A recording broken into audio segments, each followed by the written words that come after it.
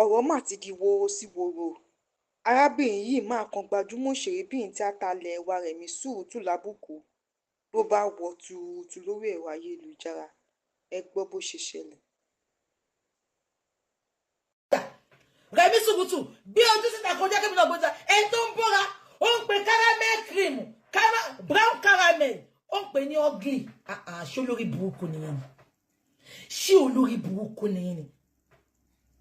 Súrùtù wo ẹ jẹ́ ká máa gbọ́ lọ. Àjọjọ́ ẹ̀sìn àwọn followers a máa tàn jẹ. Ṣẹ́tìrí ṣẹ́rí para ló ń tawọ́ ó ní mo máa jójó ẹ̀sìn.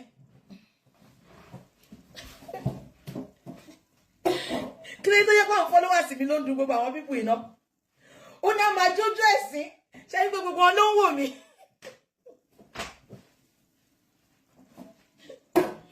Ṣẹ́rí gbogbo wọn ló ń wò mí nǹkan tó ń dùn ló sọ yẹn o a máa jójó ẹ̀sìn gbogbo àwọn fáǹsì a máa tàn jẹ wọn tàn wọn jẹ olórí burúkú TikTok tó wáyé wọn tàn jẹ fine aunty fine Súrùtù ìwọ yìí jẹ́ tún jó fún wọn. Àánú máa ló sọ̀rọ̀ bàbá agbára mi máa kọ́ o. Ṣé ipò parọ́ mẹ́ ìtòrí gbogbo yín kan máa sọ pé BJ cannot dance to save a life. Àánú máa ló sọ̀rọ̀ bàbá agbára mi máa kọ́ o ìwọ. Ṣé èbú nìyẹn?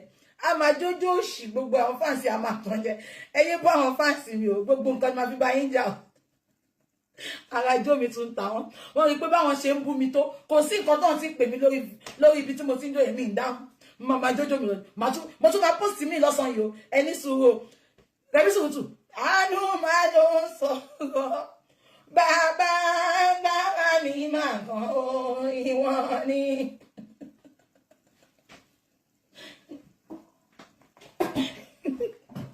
Ṣé èbú nìyẹn?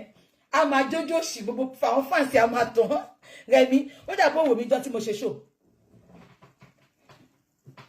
I am a confident lady. Look at me very well. I don't need social media validation. If I need it, I won't be coming out. You can see me in different ways. Ìjọ Friday tí mo ṣe show mo ní mo wẹ̀ mo kàn fọ ojú mo fọ ẹnu ni. I came out with my wig, nothing was on my face. I have come out in different forms.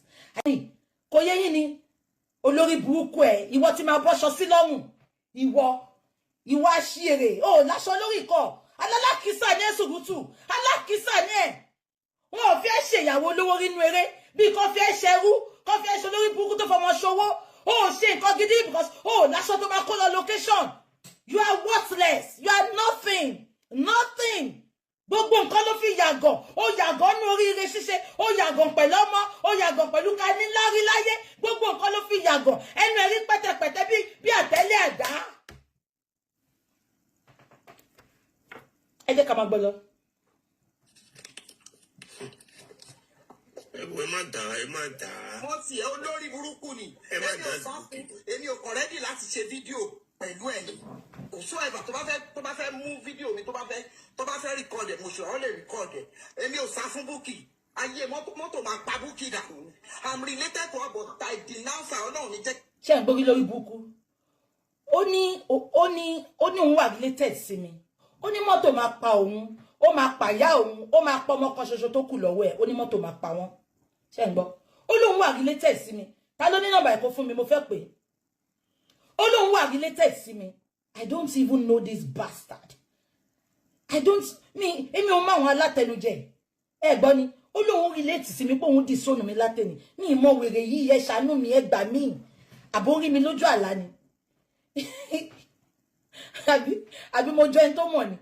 Mi ìtọ́mọ́ wèrè yìí. Ẹ jẹ́ ká máa gbọ́ lọ. Ìjẹ́rú ẹbí olórí burúkú eléyìn oró bẹ́ẹ̀ yẹn.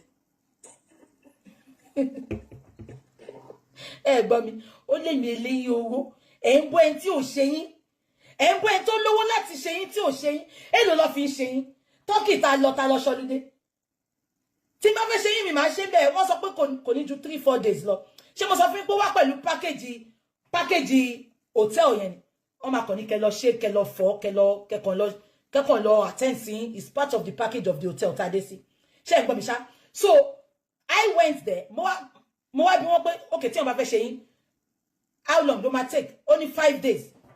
I can extend my visa. Sorry, I can extend my you know, ticket.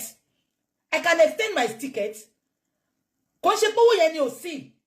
you people will not bully me to go and change what I don't want to change. I am comfortable like this. I am comfortable. Ṣé mo sunkún fún yín ni? Mi sunkún fún yín. Èló ni? Gbogbo nǹkan tí bàbá yẹn ní mo máa ṣe 3,000 ló cost. Ó wà nù ke, kò ṣe credit card. Ó wà nù ke, ó wà nù bí tí mo tó wà. Mo kàn sọ pé wo, you will not force me to do what I don't want to do. I am comfortable with it. Ẹ̀yin èèyàn, kí lẹ rí sárábìnrin yìí sọ nípa bó ṣe wọ́rẹ̀mí Surutu gbajúmọ̀ òṣèré bíi tíátà lẹ́wà tuurutu lórí ẹ̀rọ ayélujára? Kí lẹ rí sọ sí? Ṣé Rẹ̀mí Surutu ló jẹ̀bi ni tàbí Bukky Jesse?